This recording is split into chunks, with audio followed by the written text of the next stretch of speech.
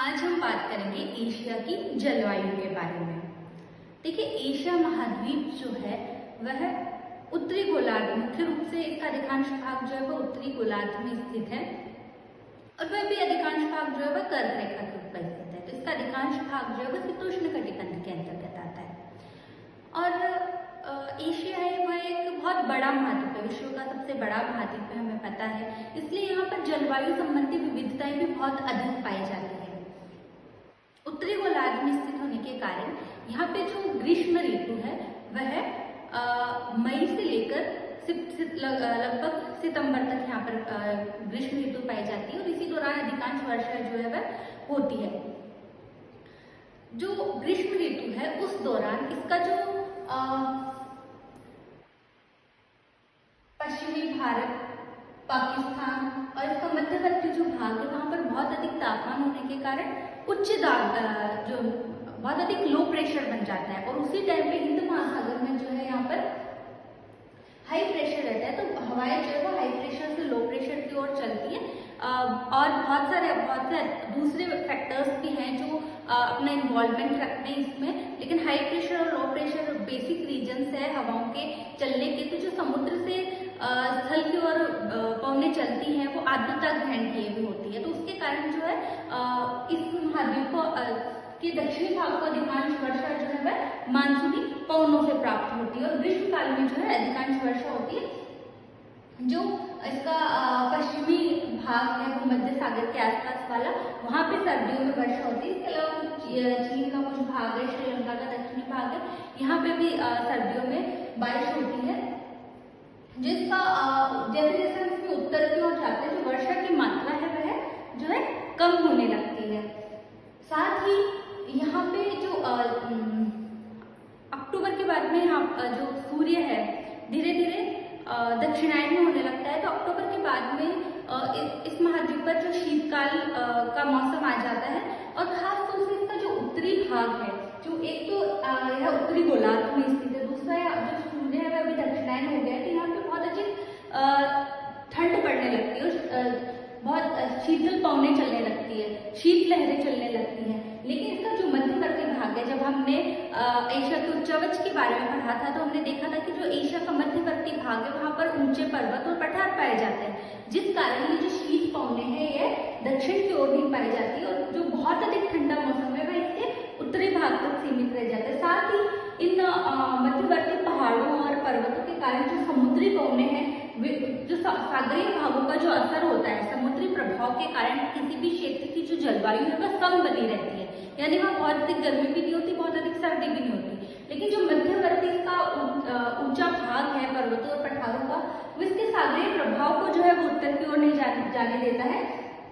इसी कारण जो विश्व का सबसे ठंडा स्थान है बर्फयानसक, जहाँ पे सबसे कम तापमान अब तक प्राप्त किया गया है, वह एशिया में स्थित है। जो विश्व का सबसे गर्म स्थान है जेकू का बाग पाकिस्तान में है, वह भी एशिया में है।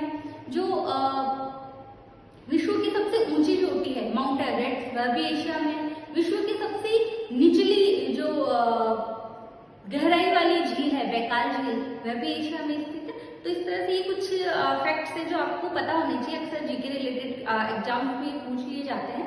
किसी भी क्षेत्र की जलवायु के बारे में उसको जलवायु प्रदेशों में बांटकर और अधिक अच्छे से समझ सकते हैं। तो अगर अपन एशिया की बात करें तो बहुत बड़ा महाद्वीप है, विश्व के लगभग हर प्रकार की जलवायु जो है वह यहाँ पर पाई जाती है। साथ ही कुछ यहाँ की स्थानीय जो विशेषताएं हैं वो भी यहाँ की जलवायु को प्रभावित करती हैं।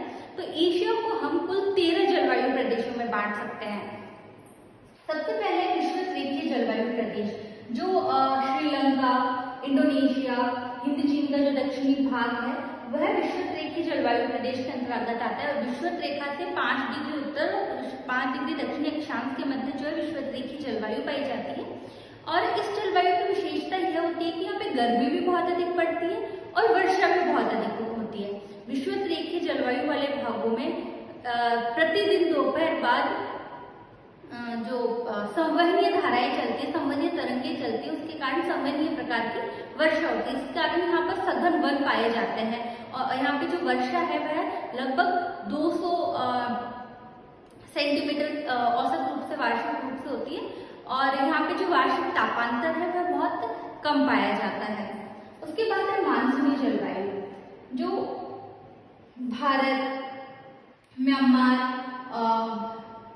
फिलीपींस, दक्षिणी चीन, कंबोडिया, वियतनाम, लाओस, ये वाला जो भाग है वहां पर मानसूनी प्रकार की जलवायु पाई जाती है, यानी कि ग्रीष्म ऋतु में जो सागर से धरातल की ओर जो पवनें चलती है, जिसे दक्षिणी पश्चिम में मानसून पवनें कहा जाता है, उसके कारण इस क्षेत्र को जो है वर्षा उपलब्ध होती है।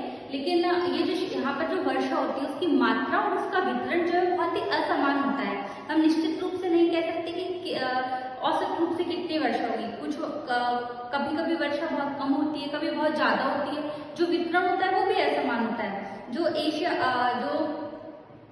भारत का उत्तरी पूर्वी भाग है वहां पर लगभग 250 सेंटीमीटर से अधिक औसत वार्षिक वर्षा होती है, जबकि अगर हम पश्चिमी भारत तक पहुंचे तो वहां पे 25 सेंटीमीटर से भी कम वर्षा होती है। यहाँ पे ये भी ध्यान रखिएगा, जो विश्व का सबसे अधिक अब तक जहाँ पे सबसे अधिक वर्षा प्राप्त हुई है वह है मॉनसून ग्राम। जो मॉनसून ग्राम है वह भारत में स्थित है, तो जो विश्व का सबसे अधिक वर्षा वाला क्षेत्र है मॉनसून ग्राम, वह भी एशिया का ही भाग है।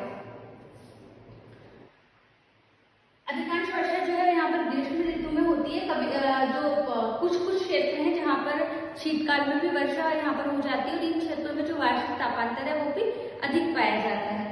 उसके बाद है शुष्क जलवायु, जो अरब प्रायद्वीप वाला भाग है और भारत का जो पश्चिमी भाग है, थार का मरुस्थल, पाकिस्तान का भी कुछ भाग इसके अंतर्गत आता है, वहाँ पे शुष्क जलवायु पाई जाती है। यहाँ पे गर्मियों में जो तापमान है वह 45 डिग्री सेल्सियस से भी अधिक पहुंच जाता है। वही सर्दियों में यहाँ पे तापमान जो है वह कुछ जगहों पे हिमांक तक पहुंच जाता है, और यहाँ की जो रातें हैं वो ठंडी होती है। जो कि शुष्क जलवायु है, यहाँ पे वर्षा की मात्रा कम होती है, 25 सेंटीमीटर औसत रूप से इन क्षेत्रों में वर्षा होती है। इस कारण यहाँ पे कटीली झाड़ियां ही अधिक पाई जाती है वनस्पति के रूप में। उसके बाद है भूमध्य सागरीय जलवायु। भूमध्य सागरीय जलवायु की सबसे बड़ी विशेषता यह होती है कि यहाँ पर शीतकाल में वर्षा होती है। उसका रीजन यह होता है कि जो पछुआ पवनों की पेटी होती है, पछुआ पवनों के बारे में आपने फर्स्ट ईयर में पढ़ा है, जो पवनों की पेटियां होती है वे सूर्य के उत्तरायण और दक्षिणायन होने के साथ साथ खिसकती है। तो जब सूर्य जो है वह दक्षिणायन होने लगता है, जब इस क्षेत्र में शीतकाल होता है, तो जो पछुआ पवनों की पेटी है वो नीचे खिसकती है। इस कारण जो ये वाला भाग है पछुआ पवनों के क्षेत्र में आ जाता है, और यहाँ पे पछुआ पवनों से शीतकाल में वर्षा होती है। जबकि जब ग्रीष्म ऋतु होती है, सूर्य जब उत्तरायण होता है, तो पछुआ पवनों की पेटी ऊपर खिसक जाती है, जिस कारण ये जो क्षेत्र है वह व्यापारिक पवनों के अंतर्गत आ जाता है। व्यापारिक पवनें इस क्षेत्र में शुष्क रहती है, इस कारण ग्रीष्म काल में जो है इस क्षेत्र में वर्षा नहीं हो पाती है। जो भूमध्य सागरीय जलवायु है वह मुख्य रूप से जो भूमध्य सागर के आसपास का क्षेत्र है, इजराइल, लेबनान, टर्की, सीरिया, वहां पर जो है यह जलवायु पाई जाती है। उसके बाद है ईरान नीले जलवायु। ईरान, पूर्वी इराक और अफगानिस्तान में जलवायु पाई जाती है। यहाँ पे गर्मियों में तापमान जो है वह 45 डिग्री सेल्सियस तक हो जाता है, और सर्दियों में 0 डिग्री सेल्सियस तक पहुंच जाता है। और यहाँ पे जो वर्षा है वह लगभग 25 सेंटीमीटर तक होती है। उसके बाद है तुरान नीले जलवायु। जो तुरान नीले जलवायु है वह एशिया के मध्यवर्ती भाग में पाई जाती है, क्योंकि क्षेत्र जो है समुद्र से बहुत दूर होता है, इसलिए यहाँ पर ये पूर्ण रूप से एक तरह की महाद्वीपीय जलवायु यहाँ पे होती है। जो सागर का प्रभाव है वह यहाँ पर नहीं पहुंच पाता है, तो यहाँ पर जो वार्षिक तापांतर है वह बहुत अधिक पाया जाता है। यहाँ पर जो गर्मियों में तापमान है वह 40 डिग्री सेल्सियस तक पहुंच जाता है, वह सर्दियों में हिमांक से भी नीचे तापमान पहुंच जाता है, और यहाँ पे जो वर्षा है वह केवल 20 सेंटीमीटर औसत रूप से होती है। फिर है तिब्बत तुल्य जलवायु। तिब्बत वाला क्षेत्र है, तिब्बत एक बहुत ऊंचा पठार है, इसकी ऊंचाई लगभग 3500 मीटर है। तो यहाँ पर जो जलवायु मुख्य रूप से शीत पाई जाती है। ग्रीष्मकाल बहुत छोटा होता है, शीतकाल यहाँ पर लंबा होता है। जो ग्रीष्मकाल है ना उसमें तापमान औसत रूप से 20 डिग्री सेंटीग्रेड तक रहता है, और सर्दियों में तापमान हिमांक से भी नीचे चला जाता है, और वर्षा यहाँ पे लगभग 70 सेंटीमीटर तक होती है, और हिम और जल दोनों रूप में यहाँ पे वर्षा होती है। उसके बाद है अल्ताई तुल्य जलवायु। जो अल्ताई पर्वत के आसपास वाला भाग है वह अल्ताई तुल्य जलवायु कहलाता ऊंचा क्षेत्र है, तो यहाँ पर भी मुख्य रूप से शीत प्रधान जलवायु होती है। यहाँ पे गर्मियों में तापमान जो है औसत रूप से 10 डिग्री सेल्सियस होता है, वहीं पे सर्दियों में जो तापमान है वो -25 डिग्री सेल्सियस तक पहुंच जाता है। वर्षा यहाँ पे अच्छी होती है, यहाँ पे लगभग 100 सेंटीमीटर तक वर्षा हो जाती है। फिर है चीन तुल्य जलवायु, जो एशिया का पूर्वी भाग है, चीन का अधिकांश भाग इसके अंतर्गत आता है, साथ में जापान का कुछ भाग भी इसमें आता है। लगभग 30 डिग्री से 45 डिग्री उत्तरी अक्षांश जो है उनके मध्य चीन तुल्य जलवायु जो है वह पाई जाती है। जो चीन तुल्य जलवायु है, यहाँ पर वैसे तो अधिकांश वर्षा यहाँ पे भी ग्रीष्म ऋतु में ही होती है। टाइफून जो उष्णकटिबंधीय चक्रवात है उनसे यहाँ पर जो है वह अधिकांश वर्षा जो है प्राप्त होती है। यहाँ पर ग्रीष्म ऋतु भी तीव्र होती है और शरद ऋतु भी, क्योंकि जब शीतकाल होता है यहाँ पर तो उत्तरी एशिया से आने वाली जो शीत लहरें हैं वे क्षेत्र में पहुंच जाती है, इस कारण यहाँ पे जो शीतकाल है वह भी बहुत कठोर होता है। फिर है मंचूरिया तुल्य जलवायु, जो मंचूरिया वाला भाग है, साथ ही जो कोरिया का जो पार्ट है, सखालिन द्वीप है, वो मंचूरिया तुल्य जलवायु के अंतर्गत आता है। यहाँ पे गर्मियों में तापमान 22 डिग्री सेल्सियस तक होता है और सर्दियों में हिमांक से भी नीचे पहुंच जाता है, और वर्षा यहाँ पे सिर्फ 35 सेंटीमीटर औसत रूप से होती है। फिर है प्रेरी तुल्य जलवायु।